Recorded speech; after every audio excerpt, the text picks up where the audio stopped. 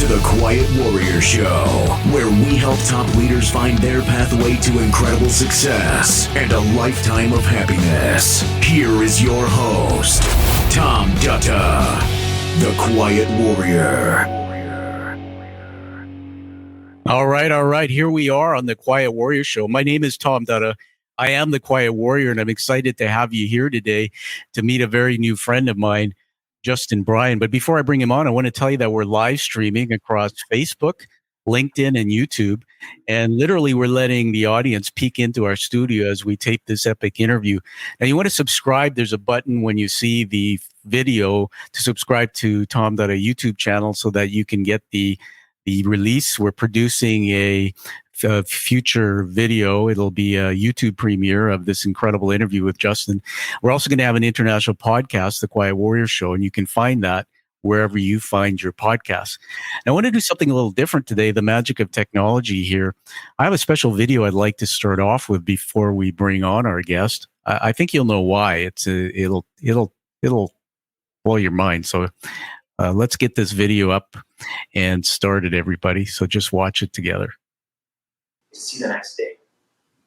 I remember one time I took my 2-year-old son to the store and grabbed him a bag of candy. When we got home, I put him in front of the TV, turned a movie on just so that he would buy it. My name is Justin Brien, and I'm a mental health advocate, an inspirational speaker, and professional executive and certified coach.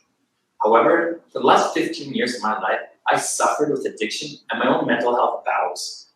I lived in darkness, isolation, and depression, which basically consumed my entire life. At one point, I wondered if I would make it to see the next day. I remember one time I took my 2-year-old son to the store and grabbed him a bag of candy. When we got home, I put him in front of the TV, turned a movie on just so that he would be distracted. As I stood behind him, staring at the back of his head, crying, I remember wondering, would I get to see him score his first goal? Would I teach him to ride a bike?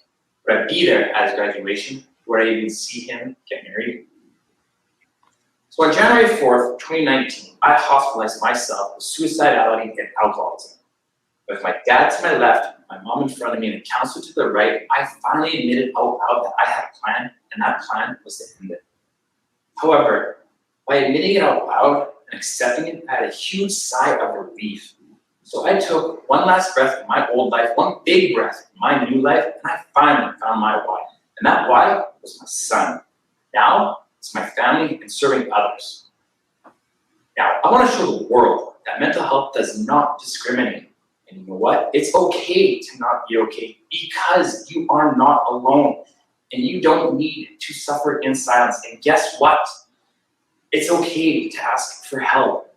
And know this, there is light at the end of that tunnel because I am living proof. So please, do not give up. And remember who you are. See, I finally found my passion. But what I did was turn my pain into passion by sharing my story. See, I really wanted it. So I turned those wants into needs, those needs into survival. And now I get to be the man that I was born to be, meant to be, and proud to be. So if you want to work with me and be coached by me, or have me speak at your school, business, or next event, hit the contact button down below, get in touch with me, let's have a conversation, and let's work to move this message together, and let's all find our voice. All right. Well, there he is on the screen there. Hey, Justin Brien, welcome to the show. Does that ever get old for you, man?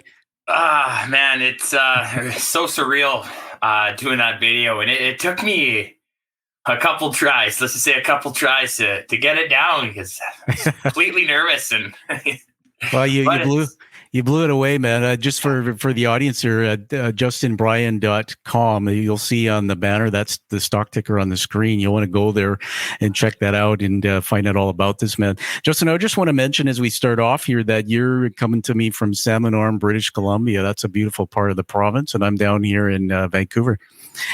You were originally from Battleford, Saskatchewan. I think you born in North Battleford. I think we moved away when I was about 2 years old or 1.5, and we moved to Salmon Arm. And I basically grew up here, but I've moved away at 18, 19, ended up coming back at 24, moved away again, and I've been back back since I was 28 years old. Yeah, that's awesome.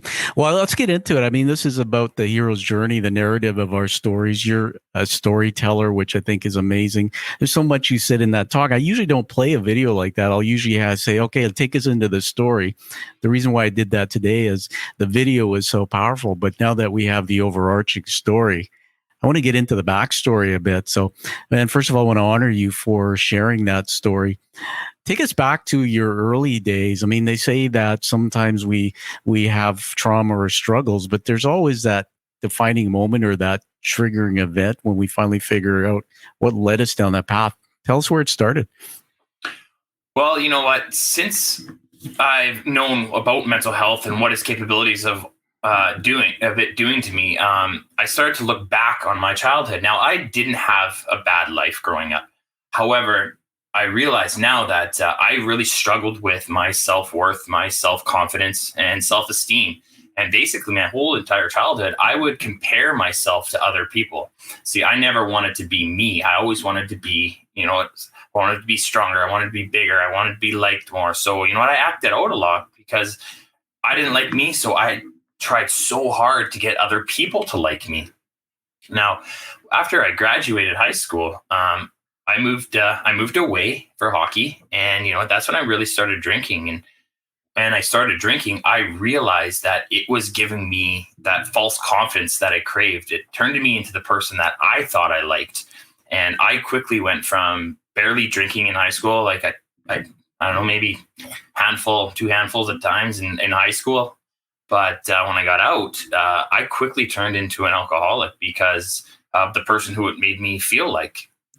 Yeah, I want to jump in there. First of all, thanks for sharing that part. I honor you for being vulnerable. Everybody, if you're checking out Justin Brien's website, it looks like you do a lot of speaking and you have some great credentials.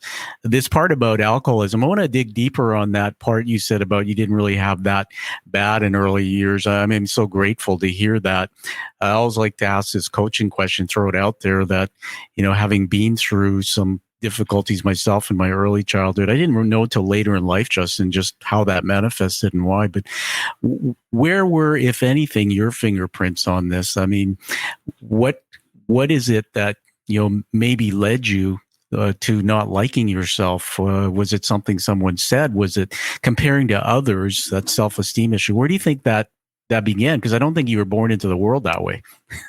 No, definitely not. Everything is basically a learned trait that I found, from your mindset to what you think you're capable of, to how you perceive or you believe about yourself. And that's when it comes down to internal dialogue of what you say, think, or believe about yourself can make or break you. And I was smaller than all my friends growing up. I actually hit puberty in grade 11.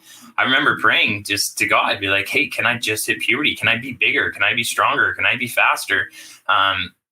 Growing up, I had really, I was decent at athletics, but, most of my friends played rep hockey their whole life, and I kept getting cut, and I had to watch them come to school with their jerseys on, and I didn't realize that actually really crushed me. And so I think that's where my self-worth kind of started to go downhill.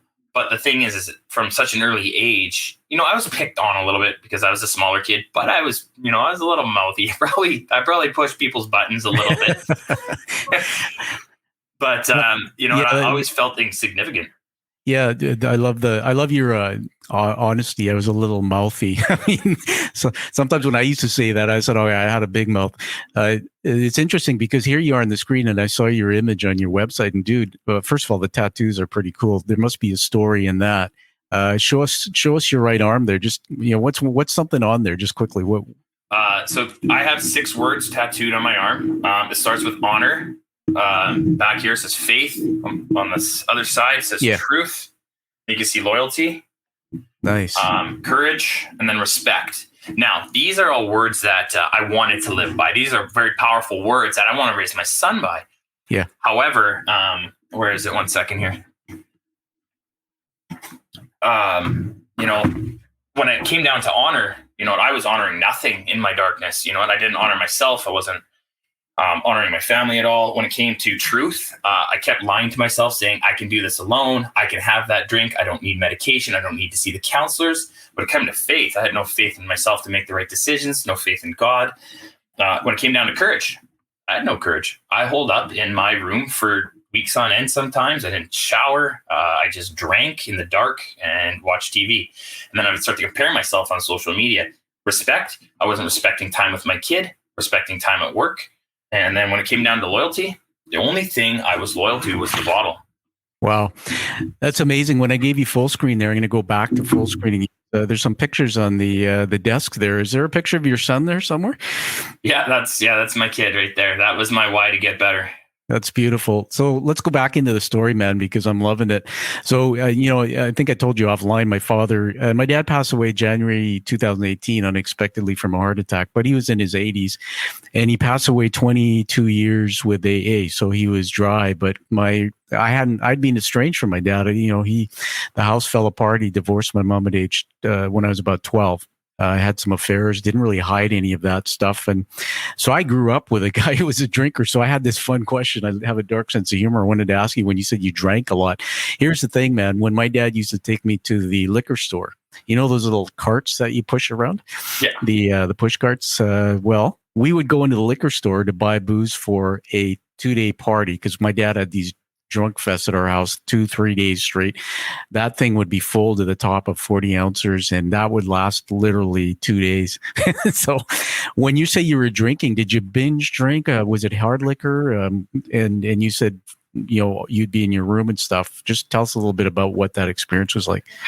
Well, when I first started drinking at 16, I'd go to a couple parties and I'd take a 4-pack of Mr. Mike's Hard Lemonade and some solo cups because I didn't want people to know I was drinking Mike's Hard Lemonade.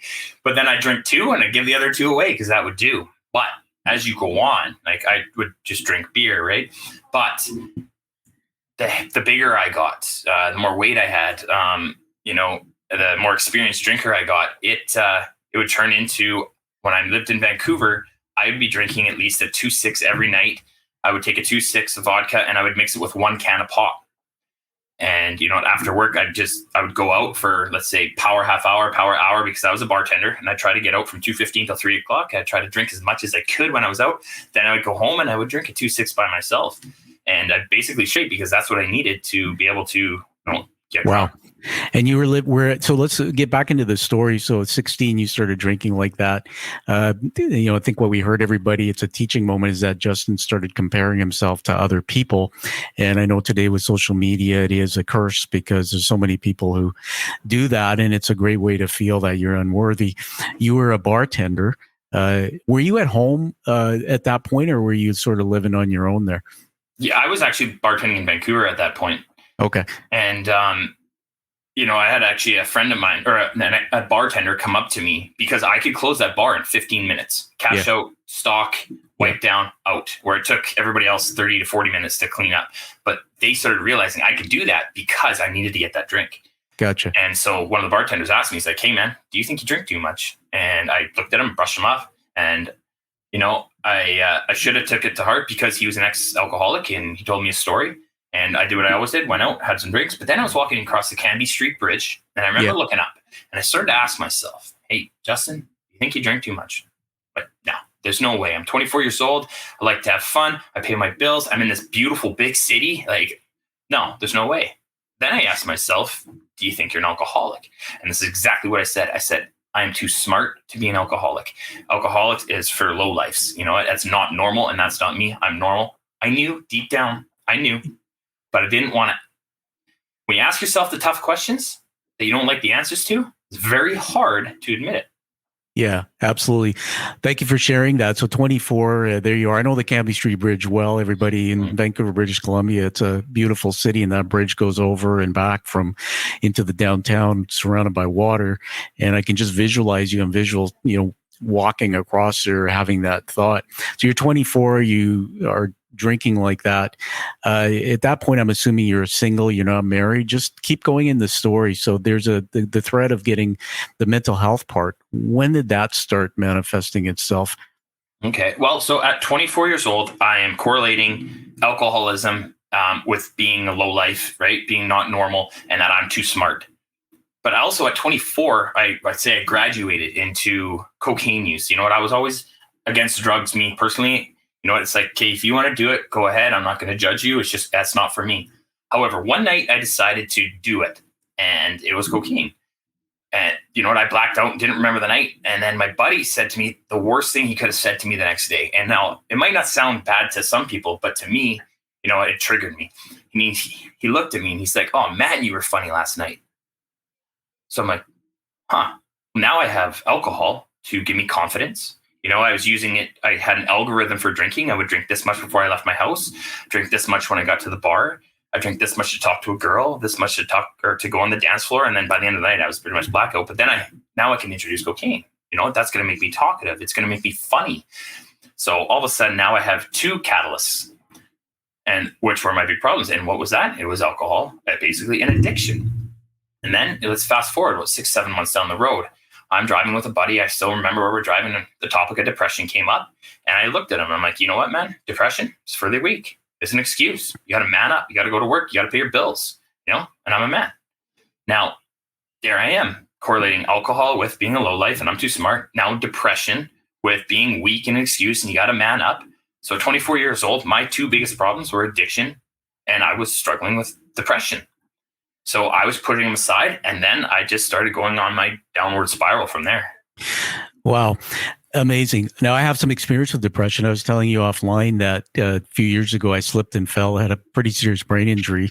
Still on my way back through it, Justin. And I went into therapy and I did CBT, cognitive behavioral therapy. And this show's about you, but I want to just mention that I learned that the definition that I know of depression is 2 or more weeks of sadness without a triggering event.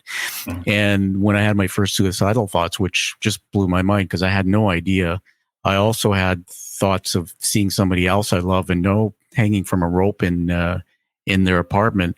And I was told by my doc that suicidal thoughts are not just about yourself, but about other people harming themselves. And I had no idea, man.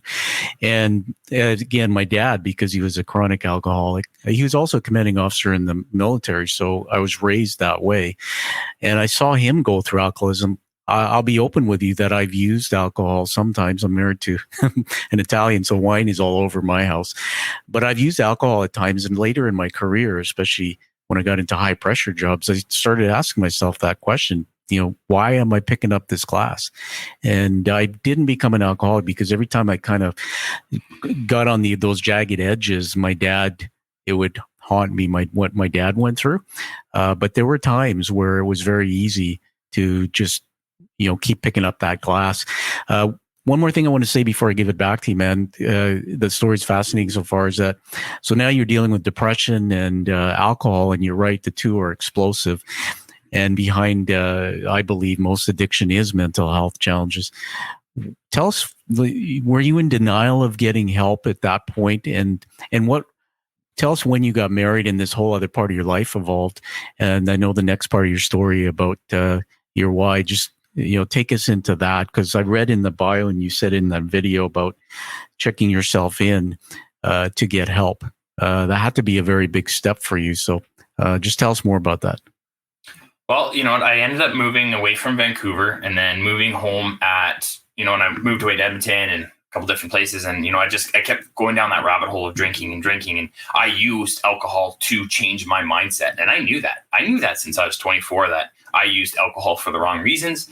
But I got so deep into using alcohol to talk to people, to play hockey even, that I didn't know how to live sober. And, you know, what I like to tell people is, you know what, you don't choose to be an addict. You know what, however, I believe you choose to stay in addiction.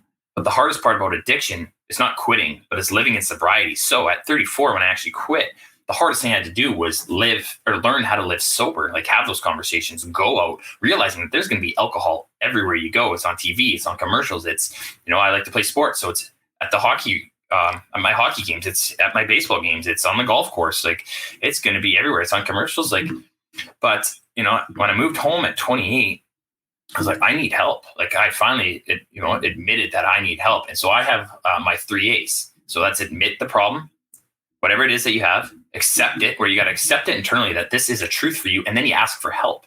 So at 28, I admitted that, holy cow, Justin, you know what? You have an alcohol problem. So I went to get help. And that's when I got diagnosed with actual clinical depression, which is a depression that lasts every single day and sometimes all day. And general and social anxiety, ADHD, So like, it's hard to keep my thoughts together when I'm not managing any of those mixed with drugs and alcohol. It's just a recipe for disaster. So when I reached out for help, so I admitted it. I thought I accepted it, but I didn't, because every time I would go get help or take my medications, I'd start to feel better. And I'd be like, okay, you know what? I don't need those medications. I don't need that help.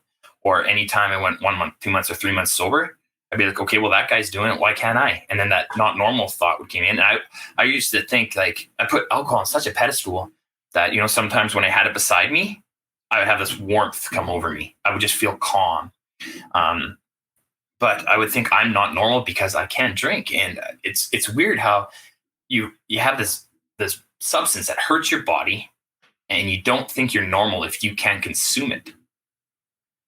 So I thought I accepted it. So then when I went back to drinking, I'd drink 1 drink, leads to 2, leads to 3, and then I would black out again, and then miss time at work, miss time with my kid. And it was just this vicious cycle. So yeah, going back to your when you say your kids. So what age were you married? So when we were talking about 24, did you get married before or shortly after that? Well, I'm actually not married. Okay. Not all right. yet. So yet. That's a big assumption then. So you had your son, at what age were you? So I was 30. So at 28, I had a girlfriend. She's actually my girlfriend now. Awesome. Her name's Renee. Beautiful person, beautiful heart. Best thing that ever happened to me. She gave me my why. So she basically saved my life. That's amazing. So I was a mess. You know, I was drinking. I couldn't keep it together. Yeah. I think I ended up breaking up with her and moving back home. But we kept in touch. And then she came down and visited me on my birthday, and we ended up, you know, hooking up. And then 3 months later, she comes to me and says, "Hey, I'm pregnant." And I'm just like, holy cow. Okay. Well, you think that would change me? Well, no, it didn't. You know, I kept drinking. I got in a car accident. And then I said, okay, well, I got a kid on the way. I was embarrassed. The biggest thing I was embarrassed. You know, I know a lot of people in this town, and I was along the highway and people could see me. So everybody knew, and people are reaching out. And I was like, hey, I need to go to rehab. I need to get this in check. So at 29, I went to rehab, and I went for the wrong reasons. You know, I didn't go for the wrong reasons, but I went with the wrong mindset. Like, I went there I didn't even know why I went there. You know, I thought I was going there to get better, but I went there. There were 60 other guys, that you take away their coping mechanisms. You know, 60 other guys out of jail. Some of them been abused, you know, given up on. And, you know, it's a lot of testosterone. Everyone's getting mad at each other. And however, when I'm in rehab, I felt more normal there than I did around my friends, because it's like, I'm looking around the room like, hey, these guys are messed up. I'm messed up. We're like. So I felt more normal in rehab because people got you. They understood why you drank, right? They're not looking down on you. Yeah. I'm not saying that I had friends that looked down on me, because that's when, you know, you get that mindset. You're thinking everyone's looking down on you. You're projecting your thoughts into other people's heads. Absolutely. Thanks for sharing that, man. My head's going on a journey in so many different directions. Most people know that from my show. I don't meet people before. I purposely do that, Justin, so it's authentic. It's like a coffee. There's so many connections. They say our stories are connected by threads. And dude, I was telling you about my dad being an alcoholic. And then what it took for my dad to stop is, you mentioned accident. He broadsided a woman and child in a car, almost killed her. My dad was an open drunk, so he didn't hide his infidelity, but he was also a teacher at, British Columbia Institute of Technology. He was an electrician, and then he taught the trades. Very smart man, but he would be found rolling around in hotel lobbies drunk at 2-3 in the morning. And, it was embarrassing for the family as well, because my dad in our community, around our house, all my friends knew about it. And he and my mom separated, so he lost our home, he lost his family, and eventually lost his job. So he had to literally lose everything.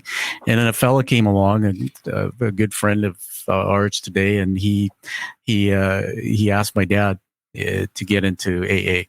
And he walked with them from that point. So I know it's tough. I'm going to be honest with you about something personal, that when I've had my first suicidal thoughts because of my injury and all these things that started happening, man, my brain was so injured.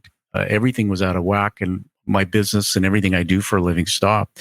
And therefore, I couldn't see the future, Justin. So I was a C-level executive and making really good money. Everything stopped. I couldn't work. And I ended up going into Costco and being a night stalker at minimum wage. And just that whole thing, talk about learning humility. And along the way, I learned about my faith in God, because I was baptized a Catholic, but later I denied it. I was angry. How could this happen around me in my life? And so that was just 3 years ago.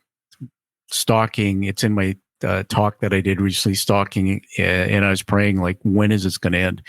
But the problem was, because of the stigma of what people think about people who talk about depression, mental health, I didn't go get help. In fact, somebody was telling me you need to go see a psychiatrist, and I said, no, they're going to put me on medication. It's going to mess with me, because I know so many people, Justin, that have been on cocktails of drugs and they've had challenges. So I'll just kind of bring that all together, that I totally appreciate how hard it is to reach out and admit that there's a problem. I love those words, everybody. It's a teaching moment from Justin: admit, accept, and then reach out and ask for help. So we're going to celebrate you, man, for doing that. And then this beautiful person comes along in your life, and you're expecting your son. And, let's just honor her. Was it Renee? Mm-hmm. Yeah, as I'd say the unsung quiet warrior on this show is the people who walk beside us. For me, throughout my life, it's been, my Anna, my wife, 25 years now, and we don't always talk about them. So going back into the story, I'm learning so much from you here. Here you are now, and you're in treatment. Just take us through that, and you found your why, and you came out of it, and today you're doing some incredible things. Well, that was the first time I went to treatment. So when I went there the first time, she was 6 months pregnant, or 7. I got out. Like, I went, but you know what? When I was there, I was working out twice a day. I was eating 6 times a day. Like, I was doing pretty good, right? Going to my classes. But when I got out, my uncle came to pick me up, and I looked at him. I'm like, you know what? I'm not done drinking forever. I'm gonna, just take a break. And you know what? That's the wrong thing to say. If you're a person that went to rehab, you shouldn't. I'll never say I can't drink, but I shouldn't, and it doesn't have a place in my life. But then I get out, my son's born. Now, when he was born, I'm going to be honest, I didn't want him. I did not want my kid, because I didn't think I was a good enough father. I didn't want him to turn out like me. I didn't want him to struggle like I did. So it's not like I didn't want him, but I didn't want him to be like me. So we had him, and then I went back down that rabbit hole again, and I started drinking. And 6 months into his birth, his life, his mom had to make the rough choice with leaving me. And you know what? I don't blame her at all. But I wasn't a good environment to be around. I wasn't fun. I was binge drinking. I wasn't drinking every day, but I would binge, and I would black out and forget everything. And then I had to take a leave of absence from work. And you know what? When I first started getting suicidal, it was at 28. That's the first time, like, I'd be scared of the dark, but I'd be scared of the light. I'd be scared of myself and what I could do. There was a time I woke up in bed with, there was a knife in there, and there was blood in my bed, and my wrists were actually cut. Wow. We'll let you catch your breath there. And first of all, thanks for your vulnerability, sharing that openly. And I know that you do a lot of speaking in schools and things, from what I know, that it's hard to put that kind of story out there. But for every one of you, there's millions of youth and children around the world that, try to take themselves out, cutting, things like that.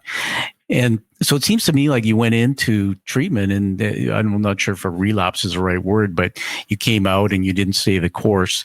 Sadly, I didn't know my dad. I was estranged from him for quite many, many years.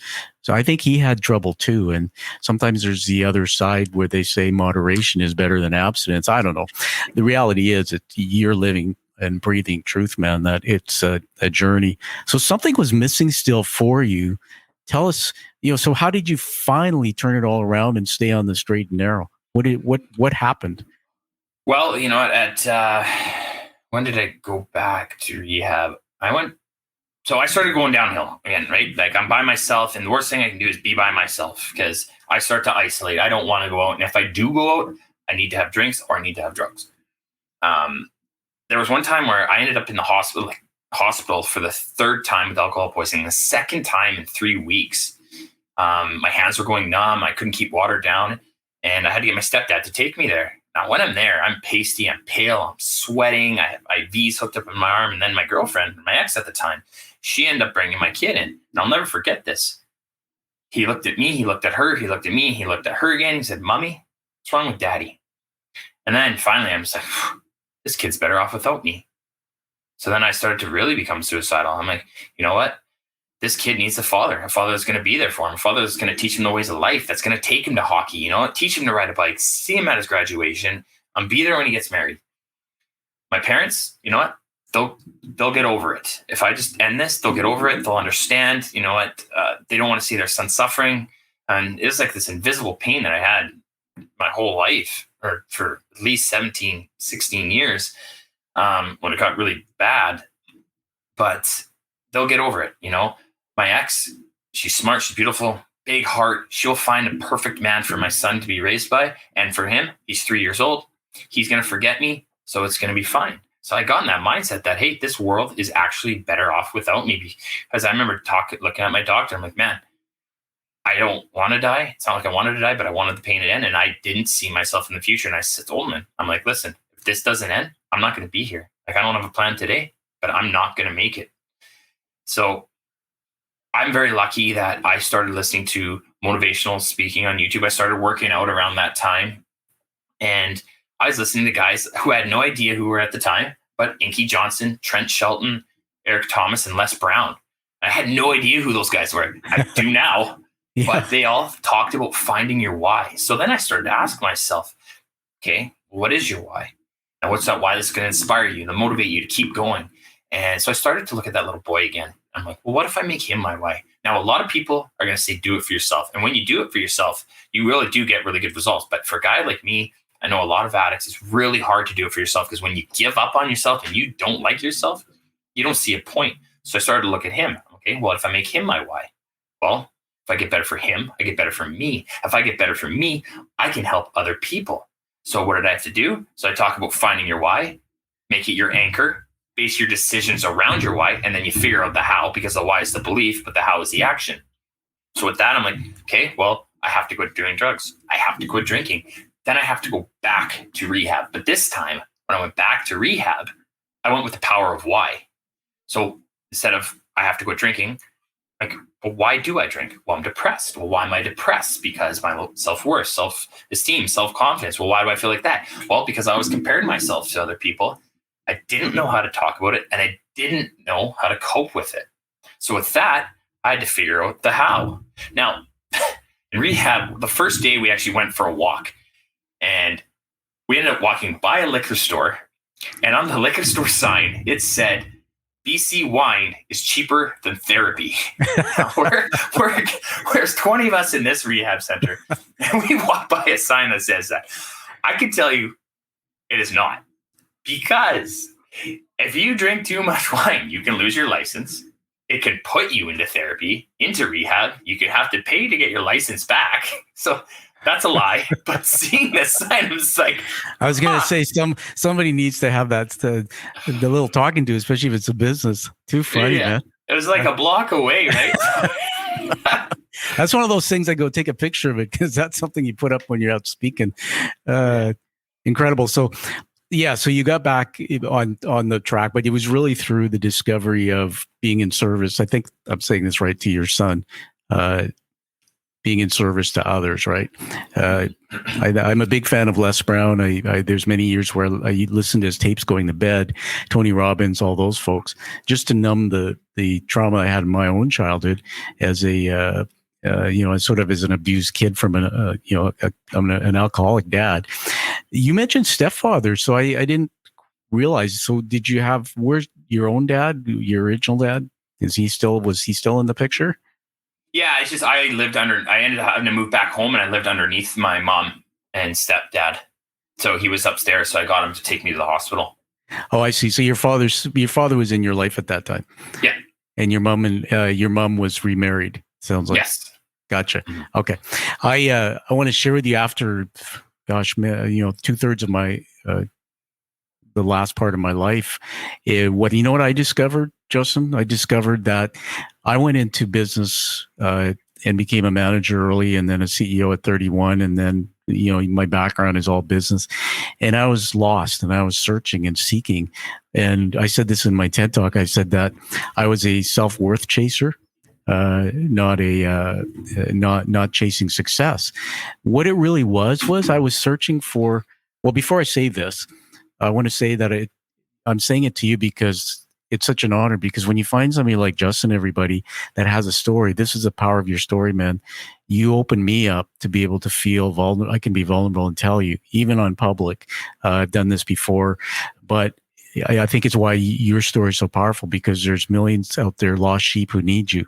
When you tell your story, if one says, hey, he's like me, maybe I need to connect. I was picked on as a kid. I mean, for the color of my skin, I was the chubby kid, but in my home, it was really the name calling, and all came from the people who were supposed to nurture and love me, my mom and my dad. And then my dad was very physical. The violence that was in our home, I took a lot of that. But you know what it really was? I was always climbing the ladder, getting bigger paychecks, and my ego was in front of me. And I was really smart and successful. It appeared that I just had to work hard. But what I finally discovered is it was that my brain at an early age was wired that my father didn't love me, that I was not good enough for him. So I searched. The two biggest things I learned in my life from my own development was the fear of not being loved or enough. And man, that was wired in me unconsciously. It ruled everything I did. So I would get a promotion and then I would tear my success down and go, everybody would say, wow, you're so successful. And I couldn't see it. And when I finally made peace with my dad just a few months before he died, God brought me back there after so many years. He said, I'm sorry, son. He said, I love you. He said, I'm sorry what I did to you. And it's like this weight came off me. So all the other stuff, the being picked on, the racial comments, things like that as a kid, that really wasn't it, man. It was that one thing that I just didn't feel accepted and loved by my own father. And so I was seeking it in other places. It's so powerful how that can define who we are. I want you now to take us to the present. So the journey and the story is incredible. Everybody, you got to get a hold of Justin, get him to come speak wherever you are. Justin, tell us about that. You've got some pretty cool accreditations. You're doing some stuff now with your story. Mm-hmm. Well, you know what? It's to get to this point where I am today. Like, I still had to figure out the how was I going to get better. So I figured out the how, and that was, I started to do gratitude in the morning. What are 3 things I'm grateful for in my life? I started to journal at night. I started to really, you got to watch your diet. And you know what? From quitting drinking, I can get on that sugar binge as well. So I got to be really careful. And what you really put in your body can affect your mental health. Started exercising more, started reading. And a big thing was listening to podcasts. So listening to podcasts of guys like me who struggle, and they share their vulnerability that, hey, guys, guess what? You know what? It's okay to struggle, but you got to ask for help. So a lot of these guys talked about, you have to ask for help. And what manning up really was is take responsibility for your actions, then ask for help, because it is easier to do life with somebody else than to do it alone. And there are people out there that are paid to help you. Now, I got out of rehab and I was flying. I felt great. I hit the pink cloud. And I ended up becoming suicidal again. And one day I became an organ donor. I got milk thistle for my liver and kidney flush because I was preparing my body to die. I wanted to make it in the best shape possible. So when I did this, I could give it to somebody, because I didn't feel like I deserved it. And there are points where I was begging to get cancer because I wouldn't want to do it alone. I didn't want for people to look down on me if I did it myself. So then 3 months out, rehab, I started falling down again. I remember I had my son and I wanted to drink, and I realized in the 3 years I was broken up with my girlfriend, I only drank with him a couple of times, 3-4 times, but I never got drunk when I had him. But I had to give my kid to my mom that night. And then I got drunk and I went on the downhill spiral. And then on January 4th, 2019, I was like, holy cow, I need help, or I'm not going to make it. And, I was always too scared to ask for help. Yeah. Because if I admit it, they could take my kid away. They could put me in the psych ward. And I was too scared to do that. So I wouldn't admit it. So finally, I'm like, Mom, you need to take me to the hospital. So she took me to the hospital. And then on that day, January 4th, 2019, I finally admitted out loud that I had that plan, and that plan was to end it. But that day as well, I turned my history into my future and my pain into my purpose. And by saying it out loud, I took 50% of that weight off. And ever since then, I've been sober. I've done 2 coaching certifications with my accredited and my professional. I've done 2 motivational speaking courses. Spoke to over 550 people on mental health and addiction. I created my own personal development program. I got a mental health talk. But the biggest thing is I got my family back. Yeah. I am a guy that I had to earn my son back. I had to earn my girlfriend back. Now, in that video, I talk about seeing him score his first goal, seeing him, teaching him how to ride a bike. Now, this year, I got to teach my kid or coach him in hockey. I got to coach him in baseball. That's cool. I am coaching him in baseball. I get to take him to soccer. If he's not so stubborn like me, he might learn how to ride a bike. But the coolest thing ever is I never thought I'd get to see this.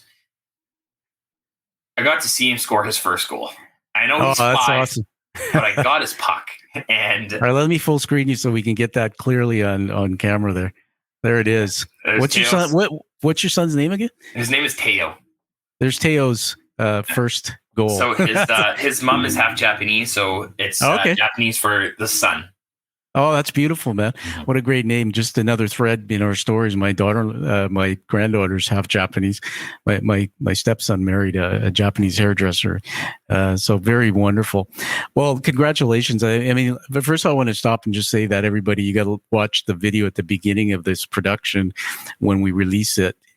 Justin mentioned that. But Justin, this is classic hero's journey. They call it the dark night of the soul, where something not so good usually happens in life. There's a lot of pain, and you go from an ordinary world, Joe Campbell calls it, into the unknown world, seeking. But your hero's journey is your dark night of soul is like this, and then up and down and up and up. Man, this is such a teaching moment, because a lot of people think that when you go into rehab, that it's like a straight line up. It's not, dude. And I know, and I want to say that I'm proud of you. I love you for your story and who you are. That I know just from my dad's journey, my own journey with some things in my life now, that every day is a battle. And I love your saying. I wrote it down. Well, you can repeat it. Alone we fight, together we battle. That there's going to be more moments for you where the monsters are going to come, I call it. And so keeping that positive attitude, doing that meditation and journaling, all things you taught us, we know that every day for you, is a new day. So really excited, really proud. Anything else you want to say about that? Now we're at that point of the story, what you're doing with this, and you're speaking, and what's your overall, let me just ask you this as we move to wrap up in a couple minutes, that when you're done with this world, what do you want it to be? You know what? I did a podcast with Anthony Trucks, the ex-NFL player, and he said, when God created you, what did he create you for? And my response was, I was like, I've never been asked that before. And that was to make people smile. So wherever I go, I still serve part-time as well. Yeah. And I always try to make people have a great night. They came out. They chose my restaurant or where I work. So I always try to make them have a good night. I try to uplift everybody else. But you got to be careful. When you are filling up other people's buckets, you got to make sure you're filling up your own bucket. Now, I got guilty of that. I got guilty of that not too long ago, where I was like, hey, you know what? And I started comparing myself again. I'm like, okay, I'm better than this. So what do I need to do? Well, I took a social media vacation, and I started to align myself again. So one thing I've really noticed about myself is that I ask myself the tough questions. Hate the answers because I know them. And I think people are more self-aware than they are, or than they think they are, because all you have to do is say, is this good for me? Well, is this serving me? Well, then you question yourself. When you question yourself, you get the answer. Well, then you got to act on the answer. So for me, I had to act on that and take a little break and then turn it around. And okay, now what do I got to do? Well, I got to be my best self again. Yeah, it's amazing. We'll be sure to put in the show notes and dedicate this show as well to your son Teo, and to the life that you have ahead of you. I want to just ask you as we finish here to tell us where people can get a hold of you, to connect, talk to you, whatever is your passion, how can people get you?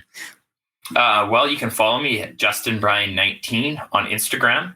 Just Justin Brien on Facebook. I kind of turned my personal into a work one. www.justinbrien.com. That's where you can find me. Reach out. Let me know what you thought of the podcast. If what your takeaways were, if this resonated with you, I'd love to hear from you. Oh, that's fantastic. By the way, I've checked out your website. Everybody, it's a great website. I love how you've designed it, and especially the powerful video on the front of it. So as we go to wrap up here, man, I want to honor you with some words. I write these down as you're speaking. They're not scripted. They're leadership words. And the first one is humility. And in fact, vulnerability and humility in my book go together. And in leadership, it's really hard to find it. Vulnerability is a strength, and man, you have it. Number 2 is courage, dude. To not only get through what you got through, but to now start using it to help people. That's fantastic. Storyteller, you're a good storyteller. I love it. And the last one, 2 words: love, your love, man, and your hope. That's awesome. So I'll give you the last word as we wrap up here. Well, I like how you said hope, and I know it's good to keep hope, but they say power. People would say power is what is it? No. Oh, power equals knowledge, right? Well, it's power plus action, right? Equals knowledge. But with hope, it's hope plus action equals recovery. So have the hope, but you got to take action, small actions, one step at a time. If it's make the phone call to, tell somebody, make an appointment, if you have to take medication, it's okay. Like, I went to over 100 doctor's appointments. I spent 77 days in rehab. I've been to 45 addiction appointments, 10 psychologists, 10 psychiatrists, 8 different meds, from bipolar to anger to anxiety to antidepressant to back pain to sleeping meds. But I found that one. Why? But I started to do everything I could. Like, I knew I was better than where I was. That's awesome. That there was still light at the end of the tunnel. And if you don't see it, you got to just keep walking. You just keep walking. I love it. Alone we fight, together we battle, everybody. That was the name of the show, but it's actually coined by our guest, Justin Brien. Justin, why don't we just then ask you to do a call to action? I mean, I love that, how you said hope, but you must take action. So I want you to, I'm going to full screen you, give a quick message to all of those in the world that maybe are living in despair and haven't taken action. Give them a call to action from your heart, dude. You're going to have good days. You're going to have bad days. You will succeed. You will fail. You will get knocked down. But it's not how many times you get knocked down. It's how many times you get back up. Reflect and be truthful with yourself on, what do I need to change? So I need to change these things. Then turn those needs into wants. Well, I want to change this. Ask yourself the tough questions. Answer them. Take the first step. And that's just to talk about it. Reach out for help. There are people there to pick up that phone call. There's people on the other side of that phone. All you have to do is reach out, and if you know someone that's struggling, lend an ear. Like, you do not have to do this alone. All right. Beautiful, man. You're well spoken. You're a good speaker. You have a great presence, by the way. I'm not sure I can say that you're small. You're large, man. And if you look at the tats on this guy, I don't know what I want to face you in an alley, dude. But, and also a good looking guy. So there you go. All right, everybody. Live life with passion like you hear Justin do. Find that life that you deserve and desire, and live with that purpose like you hear here with this great story. And thank you for being on the show, Justin. Thank you very much. You're welcome. Thank you for listening to The Quiet Warrior Show. Create is a motive-based leadership development firm. www.kreat.ca